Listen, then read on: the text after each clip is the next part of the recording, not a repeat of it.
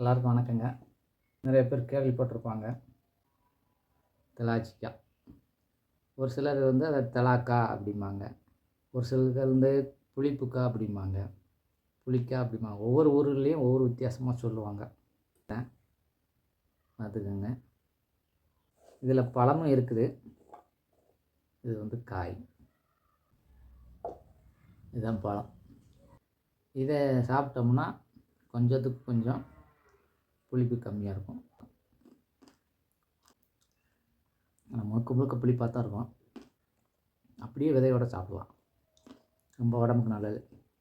3 வளம் 4 வளம் தின்றுலாம். ஒரு சிலருக்கு நல்லா பிடிக்கும், 4, 5, 10 கூட தின்றுவாங்க. ஆனால் இந்த காயை நிச்சயமாக 1, 2க்கு மேலே தின்ன முடியாது. புளிக்கிறதுனால கிடையாது, பல்லு கூச ஆரம்பிச்சிடும்.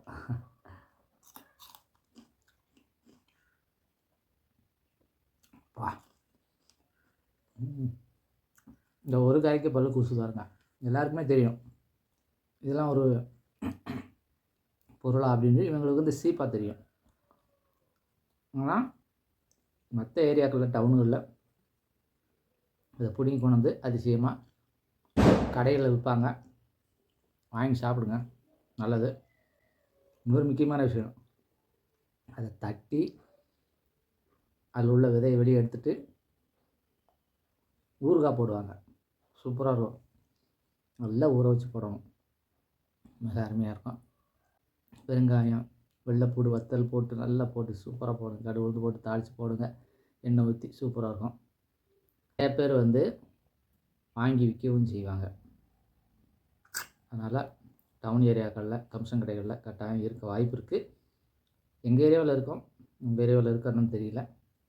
சாப்பிடுங்க, உடம்புக்கு ரொம்ப நல்லது. இயற்கையான மூலிகை மருந்து. இதுலாம் எந்த ஒரு கெமிக்கலும் கிடையாது. தைரியமாக சாப்பிடலாம். இந்த மாசமாக இருக்கிறவங்கலாம் ரொம்ப ஓவராக சாப்பிடுவாங்க. இதை ரொம்ப விரும்பி சாப்பிடுவாங்க. மீண்டும் அடுத்த ஒரு வீடியோவில் சந்திப்போம். இதை மற்றவங்களுக்கு ஷேர் பண்ணுங்கள், இது முக்கியம். மீண்டும் அடுத்த ஒரு வீடியோவில் சந்திப்போம். பாய்.